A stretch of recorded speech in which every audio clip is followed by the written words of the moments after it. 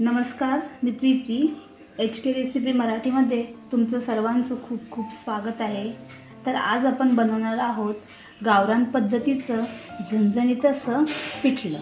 चला तर मग आता आपण रेसिपीला सुरुवात करूया।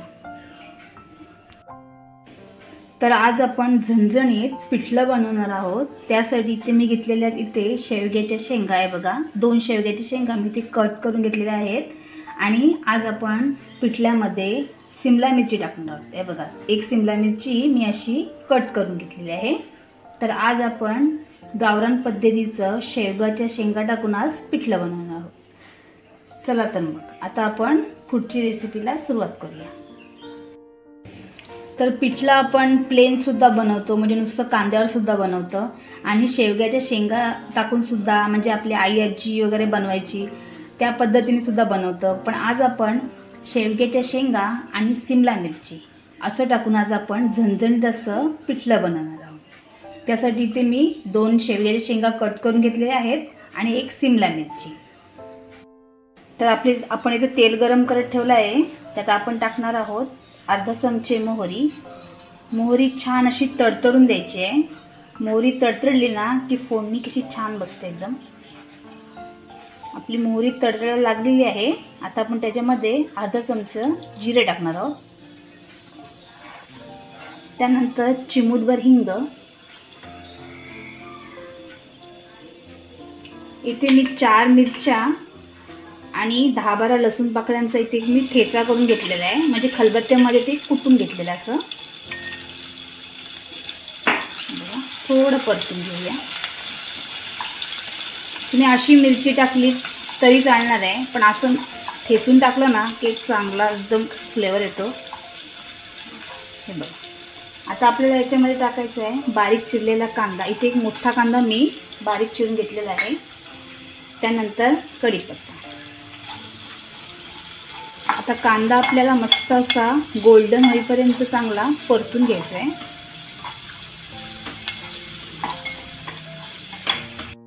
तर इथे आपला बघा कांदा आता सोनेरी सोनेरी व्हायला लागलेला आहे।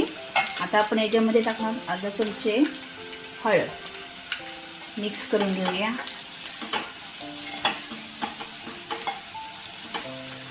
आता आपल्याला याच्यामध्ये शेवग्याच्या शेंगा आणि शिमला मिरची टाकून घ्यायची आहे। हे आपण परतून घेऊया व्यवस्थित असं।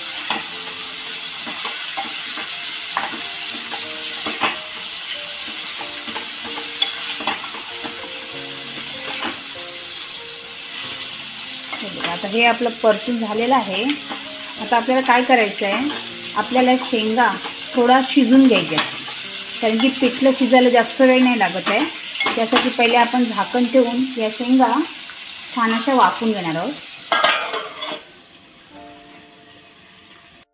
पिठलं बनवण्यासाठी इथे मी 1 वाटी बेसन घेतलेलं आहे। आता काय होतं, कधी कधी बेसन टाकल्यानंतर मग पिठल्यामध्ये गुठल्या होतात। त्यासाठी बेसन घेऊन त्याच्यामध्ये असं पाणी घालून घ्यायचं आणि त्याची एक मस्त अशी प्युरी करून घ्यायची, म्हणजे पूर्ण मिक्स करून घ्यायचं आहे। असं केलं ना की मग गुठल्या वगैरे होत नाही। पाणी जरा जास्तच टाकायचं आपल्याला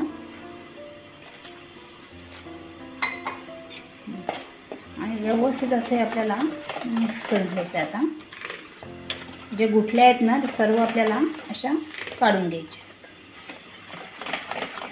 बघा, इथे आपण हे पूर्णपणे अशा गुठल्या या काढून घेतलेल्या आहेत आणि आता बघा व्यवस्थित असं आपलं बेसन मिक्स झालेलं आहे। ते बघा, इथले आपली बरोबर 5-7 मिनिटं झालेली आहेत। मी इथे मगाशी ताटावर पाणी ठेवलेलं।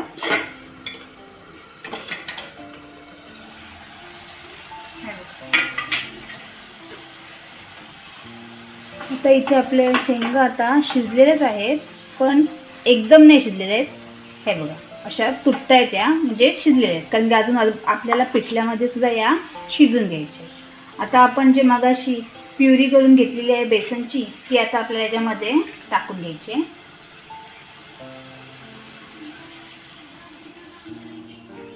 अशा प्रकारे पिठलं केलं ना की मग त्याला गुठल्या वगैरे होत नाही। त्यासाठी बेसन हे असंच करून घ्यायचं आपल्याला। याच्यामध्ये पाणी जरा टाकताना जरा जास्तच टाकायचं आपल्याला, कारण बेसन असल्यामुळे कसं आहे ना, जसं जसं वेळ जाईल तसा हा बेसन एकदम घट्ट होत जातं.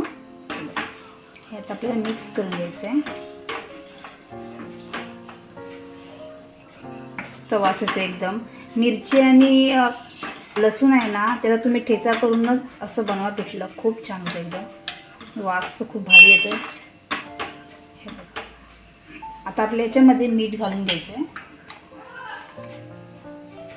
चवीनुसार मीठ, थोडीशी कोथिंबीर. आता आपल्याला हे एक 5-7 मिनटं छान असं शिजून घ्यायचं आहे.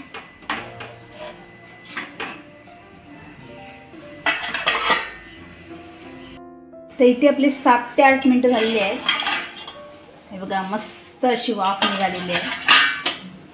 असं ना झाकण ठेवूनच ना छान असं हे बेसन आपल्याला शिजून घ्यायचं असतं, कारण की बेसनचा जो कच्चा वास असतो ना तो जायला हवा असतं. यासाठी आपल्याला हे छान असं शिजून घ्यायचं आहे. हे बघा, आता इथे आपला मस्त असा पिठलं इथे तयार झालेला आहे.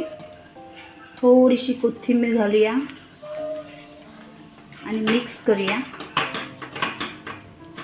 गॅस बंद करूया आणि आपण हे पिठलं आता काढून घेणार आहोत.